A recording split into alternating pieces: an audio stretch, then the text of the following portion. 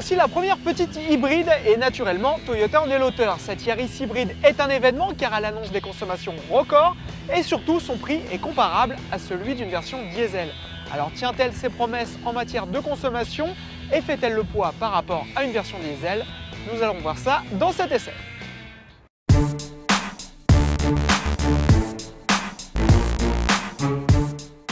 Même si les principaux changements de cette version hybride se trouvent sous le capot, Toyota a quand même cherché à lui donner quelques particularités esthétiques, à l'avant avec une calandre nettement plus expressive et un nez de capot emprunté à la Prius, à l'arrière avec des feux spécifiques.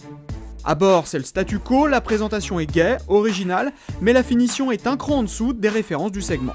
Seul véritable changement pour le conducteur, ce témoin de puissance à la place du compte-tours et la visualisation des flux d'énergie sur l'écran central.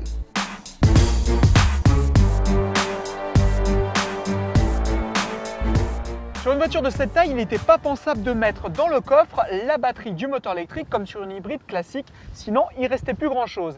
Ici le coffre reste identique, la batterie elle est logée sous les sièges, c'est pas du tout gênant, on perd simplement quelques centimètres au niveau des pieds. Bon, ça ne change pas véritablement la donne.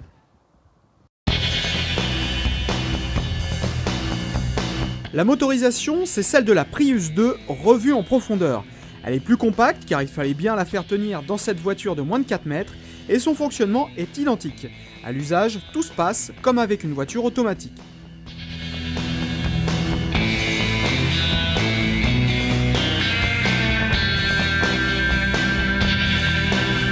Le principe de fonctionnement de ce moteur, c'est le même que sur la Prius, c'est-à-dire on démarre en électrique jusqu'à 50 km/h si on a le pied léger sur l'accélérateur. Au-delà, c'est le moteur thermique qui prend le relais ou le moteur électrique l'aide à accélérer. On peut forcer le mode électrique en appuyant sur le bouton EV qui n'est pas forcément bien placé. Et la recharge des batteries se fait au freinage ou à la décélération. Alors maintenant, on va voir si cette technologie permet effectivement de moins consommer en ville et sur autoroute.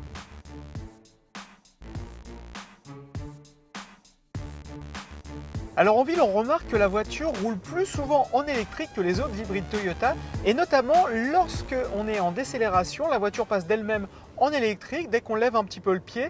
C'est assez agréable déjà pour les oreilles puisque la voiture est plus silencieuse, mais aussi sur la consommation.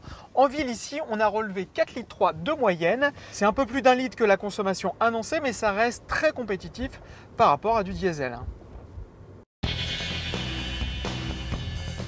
Sur route et autoroute, il faut s'habituer aux surprenantes montées en régime du moteur thermique lors des accélérations.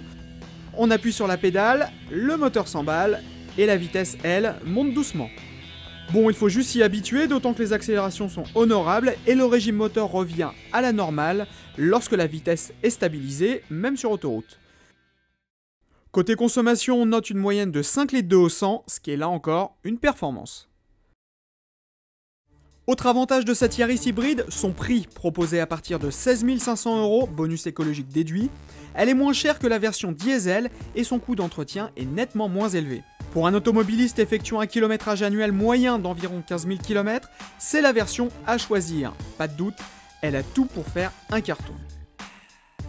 On résume, ses atouts, son tarif compétitif, sa consommation et un mode 100% électrique très fréquent en ville. Ses lacunes, les montées en régime du moteur à l'accélération et quelques bruits aérodynamiques sur autoroute.